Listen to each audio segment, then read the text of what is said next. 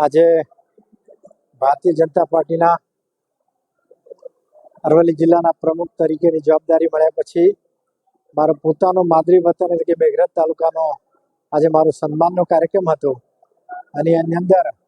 મોટી સંખ્યામાં ભારતીય જનતા પાર્ટીના કાર્યકર્તાઓ બૂથ સુધીના હાજર હતા અને અત્યારે અમારો પ્રદેશનો કાર્યક્રમ ભારતીય જનતા પાર્ટીના સ્થાપના દિવસની ઉજવણીનો પણ છે. 6 એપ્રિલ 1980ના રોજ જ્યારે સ્થાપના થઈ હતી ત્યારે અમારે અત્યારે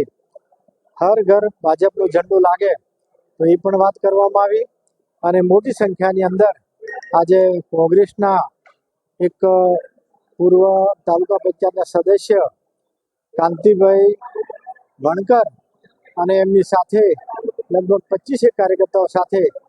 વિધિવત રીતે ભારતીય જનતા પાર્ટીનો ખીસ ધારણ કરી અને આ ભારતીય જનતા પાર્ટી